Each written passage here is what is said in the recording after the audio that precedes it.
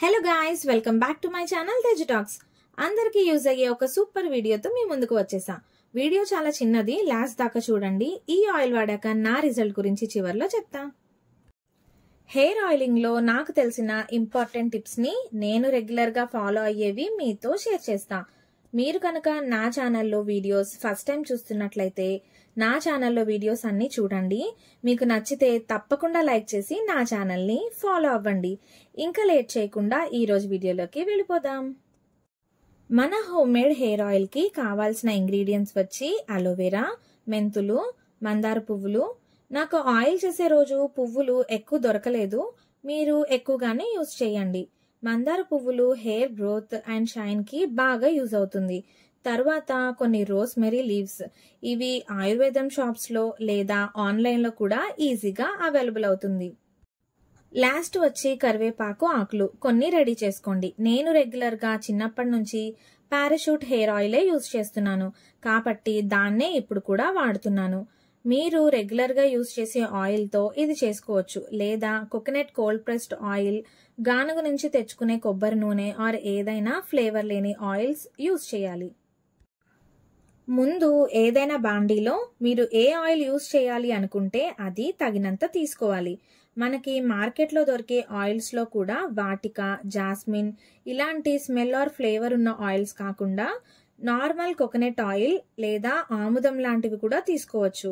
తరువాత ముందు చెప్పిన ఇంగ్రీడియంట్స్ అన్ని ఆయిల్లో వేసి బాగా మరిగించాలి.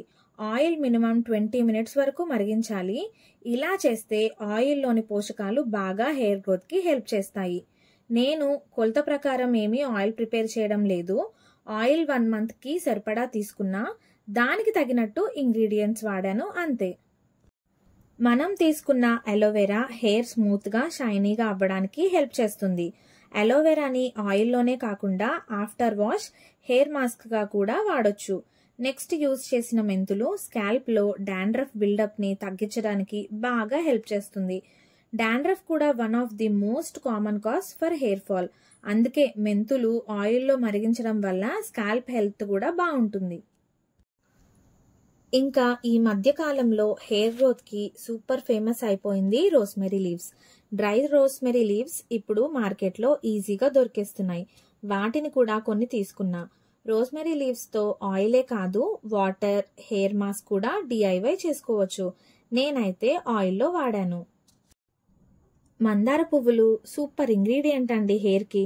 ఇది ఎంతమందికి తెలుసో నాకు తెలియదు, కానీ మన అందరికీ ఈజీగా ఇళ్ల దగ్గరే దొరికేస్తుంది. అలాగే హెయిర్ గ్రోత్ కి బాగా హెల్ప్ చేస్తుంది. లాస్ట్ ఇంగ్రీడియంట్ కరివేపాకు. ఇది తిన్నా, ఆయిల్లో యూజ్ చేసినా కూడా హెయిర్ హెల్త్ కి బాగా హెల్ప్ చేస్తుంది. ఇవి కూడా పచ్చితనం పోయే వరకు ఒక క్లాత్ మీద వేసి ఎండలో కానీ లేదా ఫ్యాన్ గాలికైనా కాసేపు ఆరబెట్టండి. డైరెక్ట్ గా ఆయిల్లో తేమతో వేస్తే టపటపా అని చిందుతుంది ఆయిల్ స్టవ్ అంతా.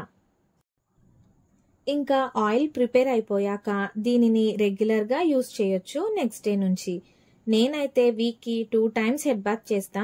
అలాగే 2 వీక్స్ కి ఒకసారి ఆయిల్ అప్లై చేస్తా.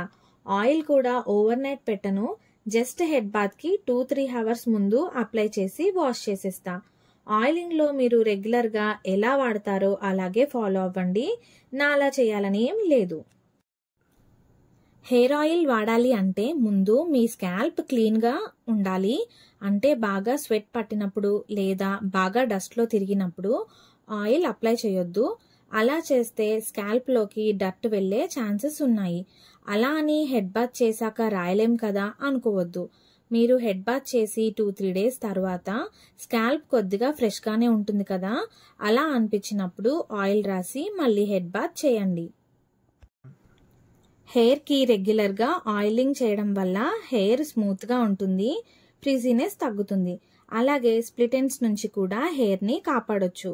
హెయిర్ ఎండ్స్ కి రెగ్యులర్ గా కూడా ఆయిల్ అప్లై చేయొచ్చు ఒకవేళ మీకు స్ప్లిట్ ఎండ్స్ ఉంటే. కానీ స్కాల్ప్ కి రెగ్యులర్ గా ఆయిల్ పెట్టి వదలకూడదు. గుర్తుపెట్టుకోండి, ఓన్లీ వాష్ కి ముందు కానీ లేదా ఓవర్ నైట్ కానీ పెట్టి వాష్ చేస్తే చాలు. ఇంకా ఈ హెయిర్ ఆయిల్ నాకు పర్సనల్ గా చాలా బాగా రిజల్ట్ ఇచ్చింది. ఎందుకంటే నాకు ప్రెగ్నెన్సీలో థిక్ హెయిర్ వల్ల 15 డేస్ కి ఒకసారి మాత్రమే హెడ్ బాత్ చేయడం దానివల్ల కావచ్చు, బెడ్ రెస్ట్ వల్ల అవ్వచ్చు, 5th మంత్ వరకు కూడా చాలా సివియర్ డాండ్రఫ్ అలాగే హెయిర్ ఫాల్ కూడా ఉంది. నా హెయిర్ చాలా థిన్ అయిపోయిందని ఫీల్ వచ్చి వెంటనే ఈ ఆయిల్ ప్రిపేర్ చేసుకున్నా. రిజల్ట్ అయితే సూపర్ ఫాస్ట్గా వచ్చింది. మీరు నమ్మరేమో కానీ 1 మంత్ తర్వాత నుంచి హెయిర్ ఫాల్ డే మొత్తంలో 2 or 3 హెయిర్ స్టాండ్స్ మాత్రమే ఊడేవి.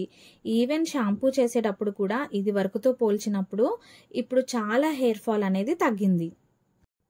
హెయిర్ ఫాల్ సివియర్గా ఉంటే ఆయిల్ ఒకటే కాదు, మన బాడీలో వచ్చే హార్మోన్ చేంజెస్ కావచ్చు, విటమిన్ లోపాలు కావచ్చు, లేదా ఏదైనా హెల్త్ ప్రాబ్లం అయినా, వెదర్ ఆర్ వాటర్ చేంజెస్ అయినా కారణం కావచ్చు.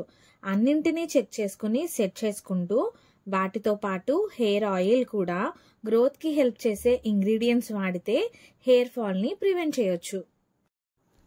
ఈ హెయిర్ ఆయిల్ వాడినా తగ్గకపోతే వెంటనే డెర్మటాలజిస్ట్ని కన్సల్ట్ చేయండి. అలాగే ఓన్లీ హెయిర్ ఆయిలే కాదు, shampoo, conditioner, hair mask, serum అంటూ ఒక రెగ్యులర్ హెయిర్ కేర్ రొటీన్ని కంటిన్యూ చేయండి. హెయిర్ సన్కి, డస్ట్కి ఎక్స్పోజ్ అవ్వకుండా స్కార్ఫ్ లాంటివి యూజ్ చేయండి. ఇలా చేయడం వల్ల కూడా హెయిర్ని కాపాడొచ్చు. ఈ ఆయిల్ని మీరు కూడా ప్రిపేర్ చేసుకోండి. తప్పకుండా ట్రై చేసి రిజల్ట్ ఎలా వచ్చిందో మీరే మళ్ళీ నాకు కామెంట్స్లో చెప్తారు. సో ఇదేనండి ఈరోజు నా వీడియో. ఈ వీడియో మీకు హెల్ప్ అవుతుంది అనుకుంటున్నాను. మళ్ళీ మరో కొత్త వీడియోతో మీ ముందుకు వస్తా. నా వీడియో నచ్చినట్టయితే లైక్ చేసి, షేర్ చేసి నా ఛానల్ని ఫాలో అవ్వండి. అప్పటి వరకు take care. Thanks for watching. Keep smiling.